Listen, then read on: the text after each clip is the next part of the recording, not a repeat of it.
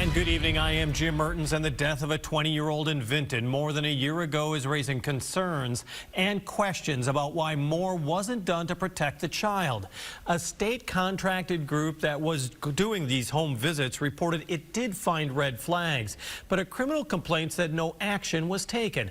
KCRG TV9's Jackson Valenti joins us live in the studio with a closer look into this case. Police and sheriff's deputies found 20-month-old Willow Morris unresponsive. Now her mother, Kaylee Morris, and her boyfriend, Mason Morgan, are charged with neglect. Morgan's also charged with child endangerment and 3 counts of interference with official acts resulting in bodily injury. Police say those charges stemming from Morgan resisting arrest.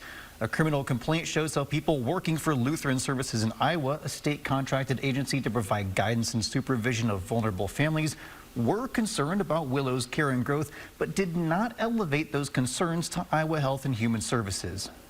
A criminal complaint details 20-month-old Willow Morris's decline in health and eventual death.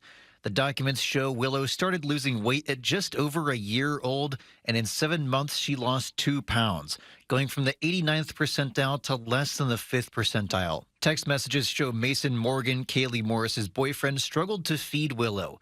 Mason would repeatedly feed Willow ramen noodles, and Mason noted over text Willow was, quote, basically getting nothing of nutritional value.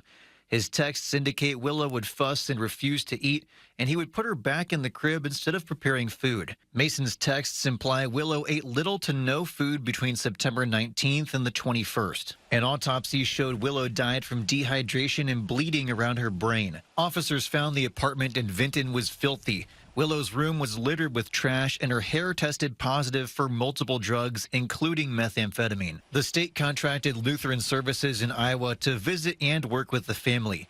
Their family support worker stated she was appalled by the condition of the home and saw a ton of red flags regarding Kaylee and Mason's ability to parent, noting Kaylee's frequent absences and Mason's inability to do proper child care. Despite those concerns, Lutheran Services in Iowa chose not to contact the Department of Health and Human Services. This isn't the first time the state hasn't taken action in cases to prevent a child's death due to parental neglect or abuse. Iowa's ombudsman said the state didn't take action when necessary in the cases of Sabrina Ray and Natalie Finn. Ray died of starvation and abuse in 2017 inside her Perry home, and Finn died in 2016 in West Des Moines from starvation. Both teens had been adopted, and the parents who killed them were well known to the state through what was then called DHS. We contacted Lutheran Services in Iowa and the State Department of Health and Human Services, asking why HHS did not intervene and remove Willow from her home. We have not received a response. We will continue to report in this case, and we'll let you know if or when we do hear back from state officials. In the studio, Jackson Valenti, KCRG TV9 News. All right, thank you.